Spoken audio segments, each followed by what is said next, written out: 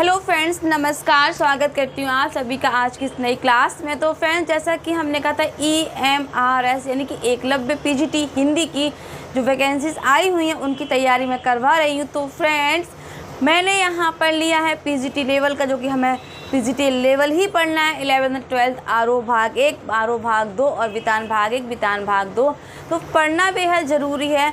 मैंने जैसा कि पहले भी कहा था, हमें हिंदी साहित्य संबंधित बहुत सारी जानकारियाँ मिल जाएंगी। जो यूपी बोर्ड से हमारे फ्रेंड्स हैं, भावी शिक्षक हैं, वो NCERT की बुक्स कैसे तैयारी करते, तो उसके लिए मैंने एक क्लास सीरीज़ चलाई है, जो कि मैं प्रॉपर क्लास वाइज अपनी पूरी सीरीज़ को पूरा करूंगी। तो फ्रेंड्स, यहाँ पर मैं पहले से ही 2 वीडियो अपलोड कर चुकी हूँ, क्लास 1 और क्लास 2 का। आज है क्लास 3, यानी कि क्लास 1 और 2 में मैंने पहला चैप्टर लिया था आपका 11th क्लास का। आज मैं लूँगी चैप्टर 2 यानी कि चैप्टर 2। सेकेंड चैप्टर है उनका कृष्णा सोबती जी का। तो मैं अपनी क्लास को फटाफट स्टार्ट करती हूँ, क्योंकि NCERT वो जो कि 11th क्लास की लगी हुई है, तो उन्हीं को मैं यहाँ लेकर चल रही हूँ। तो यहाँ पर सबसे पहले हम सभी जानते हैं कि कृष्णा सोबती हिंदी साहित्य में एक महान लेखिका रही हैं, जिन्होंने हिंदी साहित्य के लिए बहुत कुछ और स्त्री जाति के लिए बहुत कुछ अच्छा लिखा है। तो फ्रेंड्स, बता दूँ आपको, कृष्णा सोबती जी ने यहाँ पर 11th क्लास की जो बुक्स है उसमें जो उनका संस्मरण चित्र लगा हुआ है, जिसको शब्द चित्र भी कहा गया है, उस पर आज हम चर्चा करने वाले हैं। हो सकता है ऐसी क्लास आपको YouTube पर कहीं ना मिले, इसलिए फटाफट से चैनल को सब्सक्राइब कर लीजिए कि जैसे ही मेरी क्लास प्रसारित होती है, अपलोड होती है, मैं आपको भेजती हूँ तो आपको तुरंत उसका लिंक मिल जाए। बेल आइकन को भी प्रेस कर लीजिएगा और वीडियो को लाइक भी कर दीजिएगा। तो चलिए फटाफट से मैं अपनी क्लास को स्टार्ट करती हूँ। पूरा मैं बताऊँगी कैसे उनका जीवन परिचय रहा और उनकी कौन कौन से उपन्यास रहे हैं जो महत्वपूर्ण रहे हैं, और जो सबसे जो मुख्य बिंदु है वो ये है कि कैसे उन्होंने अपनी रचना है उसके द्वारा स्त्री प्रस्थान को बिंदु कहा गया है। वही बात करेंगे उनका जो शब्द चित्र लगा हुआ है 11th क्लास की बुक में, उस पर भी हम थोड़ा संक्षेप रूप में स्टोरी के रूप में आप सबके आगे डिस्कस करूंगी। तो ध्यान से वीडियो को देखिए, वीडियो महत्वपूर्ण होने वाला आप लोगों के लिए। चलिए फटाफट से स्टार्ट करते हैं। तो फ्रेंड्स, यहाँ पर देखिए, मैंने यहाँ पर लिखा हुआ है कृष्णा सोबती क्लास नंबर 3, जो कि सब कुछ आपको दिख रहा है। यहाँ पर उनका जन्म हुआ है 1925 और 2019 में उनकी मृत्यु हुई। बहुत ज़्यादा टाइम नहीं हुआ, 2019 की ही बात है। तो यहाँ पर देखिए, भारत पाकिस्तान पर जिन लेखकों ने कालजयी रचनाएं, यानी कि भारत पाकिस्तान का जब विभाजन हुआ तो उस समय काफ़ी सारे लेखकों ने कालजयी रचनाएं लिखी हैं, जिसमें आपके तमस के भीष्म सायनी है, राही रज़ा मासूम जी हैं और भीष्म सायनी, इन दोनों और भी लेखक हैं फ्रेंड्स। तो उन्होंने कालजयी जो रचनाएं लिखी हुई हैं, तो उनमें कृष्णा सोबती को प्रथम स्थान पर रखा जाता है। ये बहुत बड़ी बात है कि ये प्रश्न ऐसे बन सकता है कि भारत पाकिस्तान पर जिन लेखकों ने कालजयी रचनाएं लिखी हैं उनमें से प्रथम किसको रखा जाता है या प्रथम कौन है। तो आपको पता होना चाहिए वो प्रथम कृष्णा सोबती जी ही हैं। यहाँ पर जिंदगी नामा के लिए 1980 में महत्वपूर्ण पॉइंट है, क्या दिया गया इनको? साहित्य अकादमी पुरस्कार दिया गया। इस पर जिंदगी नामा पर, तो जिंदगी नामा के लिए इनको 1980 में साहित्य अकादमी पुरस्कार दिया गया। संस्मरण के क्षेत्र में हम हशमत का विशिष्ट स्थान है। ये महत्वपूर्ण पॉइंट है कि कृष्णा सोबती के संस्मरण क्षेत्र में किसी विशिष्ट या विशेष संस्मरण का नाम क्या है, तो हम हशमत का विशिष्ट स्थान है। यहाँ पर सोबती जी को 2017 में भारतीय ज्ञानपीठ पुरस्कार से सम्मानित किया गया। बेहद महत्वपूर्ण कि कृष्णा सोबती जी को 2017 में भारतीय ज्ञानपीठ पुरस्कार से सम्मानित भी किया गया। ठीक है। मित्रों मरजानी उपन्यास बेहद महत्वपूर्ण, जैसा कि मैंने शुरू में ही बताया था आपको। तो मित्रों मरजानी उपन्यास स्त्री लेखन की प्रस्थान बिंदु कहा गया है, यानी कि ये प्रश्न कई बार अब पूछा जा चुका है कि स्त्री लेखन का प्रस्थान बिंदु किस उपन्यास को माना गया है। तो पता होना चाहिए कि मित्रों मरजानी कृष्णा सोबती जी का उपन्यास है, उसको ही माना गया है। 25 जनवरी 2019 में इनका निधन हो गया। उपन्यास की बात करूं फ्रेंड्स, तो यहाँ पर मित्रों मरजानी, बता दूं आपको, मित्रों मरजानी इन्होंने 1984 में लिखा।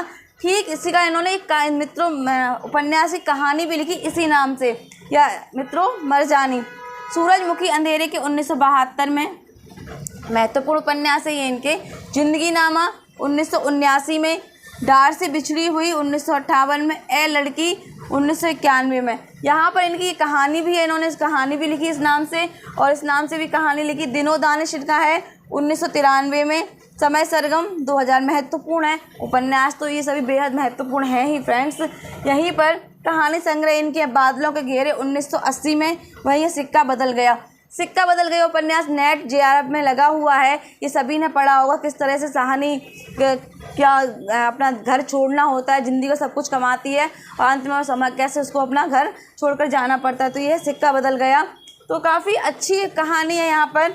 तो यहाँ पर देखिए, मैंने आपको ये बताया कि किस तरह से मुख्य पॉइंट हैं कृष्णा सोपती जी के, उनका जन्म और उनके बारे में जो भी चीज़ें थी वो मैंने आपको यहाँ पर डिस्कस की। अब मैं बात करूँगी जो कि 11th क्लास में लगी हुई है कहानी उनकी, सॉरी कहानी नहीं है, वो शब्द चित्र है, जो कि कहाँ से लिया गया आपका, हम हशमत से ही।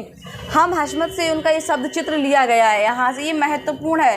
तो हम हशमत से उनका शब्द चित्र लिया गया है, जिसका नाम है मियाँ नसरुद्दीन। अब मैं थोड़ा सा संक्षेप में आपको बता देती हूँ क्या है मियाँ नसरुद्दीन में।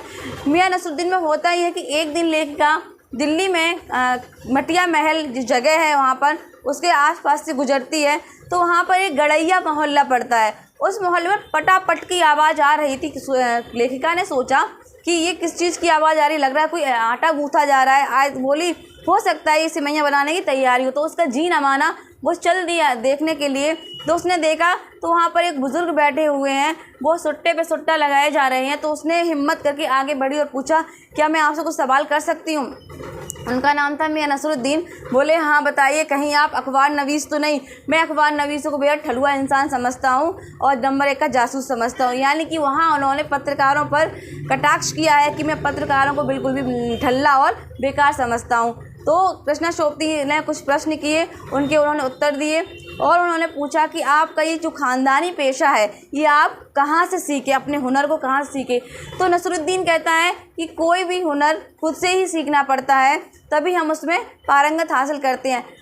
मिस्टर जो नसरुद्दीन है, मियाँ नसरुद्दीन, वो 56 प्रकार की नानवाई रोटियां बनाना जानते हैं। पूरे चैप्टर में मियाँ नसरुद्दीन में जो फेमस चैप्टर हुआ है इस वजह से कि उनके यहाँ नानवाई रोटियां बनाने की कला प्रसिद्ध है, और उन्हीं नानवाइयों के कारण मियाँ नसरुद्दीन वहाँ जाने जाते, जो कि उनके पुरखों के द्वारा वो चीज़ चली आ रही है। तो लेखिका ऐसे ही पूछती है कि आपके पूर्वज क्या थे, क्या करते थे? तो कहता है कि मेरे पूर्वज भी नानवाई रोटियां ही बनाते थे। वो कितने प्रकार की स्वयं मिस्टर नसरुद्दीन 56 प्रकार की नानवाई रोटियां बना लेते हैं। तो यहाँ पर सवाल पूछते पूछते वो थोड़ा बहुत पीछे चले जाते। तो कहते आपके बुज़ुर्गों ने किस बादशाह सलामत के यहाँ ये कार्य किया है रोटियाँ बनाने का?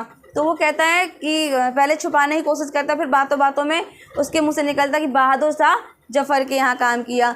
तो इस तरह कहानी में वो बताता है मियाँ नसरुद्दीन कि किस तरह मैंने अपने जीवन के अनुभवों को अपने खुद से जिया और मैं अपने काम को एक कला मानता हूँ, एक उसकी पूजा करता हूँ। जो मेरी पेशा है नानवाई रोटी बनाने का, वो बेहद महत्वपूर्ण और बेहद अच्छी कला है। तो इस तरह से वो बताता है अपने अनुभव के आधार पर। तो लेखिका को वो चीज़ साफ दिखाई देती है कि किस तरह मियाँ नसरुद्दीन अपने अनुभव के आधार पर आज अपनी कला को वाकई में 100% कला होने का दर्जा देते हैं।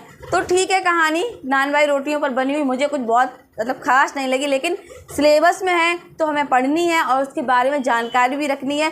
नानवाई रोटियों के लिए प्रसिद्ध है, 56 प्रकार की वो रोटियां बना लेते हैं। नसरुद्दीन है, उनके परदादा होते हैं, उनका नाम कल्लन होता है, जो कि वो भी नानवाई रोटियां बनाने की महारत हासिल किए हुए होते हैं। तो ये सब छोटी मोटी जानकारियाँ उसमें। तो यहाँ पर शब्द चित्र कहा गया है किसको? मियाँ नसरुद्दीन जो है संस्मरण हम हशमत से लिया गया है। और हम हशमत क्या है? संस्मरण, जो कि बहुत प्रसिद्ध है कृष्णा सोपती जी का। तो यहाँ पर हमने देखा कि किस तरह से क्लास 11th की जो आरोह भाग 1 है उसका जो पार्ट 2 है उसमें चैप्टर लगा हुआ है मियाँ नसरुद्दीन, जो कि कृष्णा सोपती का लिखा हुआ है। कृष्णा सोपती के बारे में हो सके तो आप और बेहतर और अच्छी जानकारी पढ़िए, उसको देखिए। हो सके पॉसिबल हो तो मुझे भी सजेस्ट कीजिए। वैसे आजकल कोई करता नहीं है, सब चाहते कि मैं अपना राज क्यों खोलूं, सब खुद से ही पढ़ना चाहते हैं, अपनी चीज़ों को शेयर नहीं करना चाहते। और मुझे जहां तक लगता है ज्ञान बांटने से बढ़ता है, अपने पास रखने से नहीं। तो मेरा यह प्रयास कोशिश हमेशा बनी रहेगी, क्योंकि मेरा तो ये कार्य ही, क्योंकि मैंने यूपी बोर्ड में, जो कि गवर्नमेंट स्कूल है, 3 साल तक मैंने वहाँ पर पीजीटी लेवल की ही टीचिंग की है, और अभी मैं जो कर रही हूँ वो मैं पीजीटी लेवल की टीचिंग कर रही हूँ। तो थोड़ा मेरा भी अपना छोटा मोटा अनुभव है, तो उसी के आधार पर मेरी क्लास आपको लगातार मिलती रहेगी। तो आज की क्लास यहीं तक है, जो कि हमने पढ़ा कृष्णा सोबती जी को और मियां नसरुद्दीन, उनका जो शब्द चित्र है, बार बार मैं कह रही हूँ शब्द चित्र है, हम हसमत संस्मरण से लिया गया इनका शब्द चित्र है। तो फ्रेंड्स, क्लास कैसी लगी प्लीज़ आप सभी कमेंट ज़रूर बताइए, और वीडियो को लाइक कर दीजिए, चैनल को सब्सक्राइब कर लीजिए। वीडियो देखने के लिए आप सभी का बहुत बहुत धन्यवाद।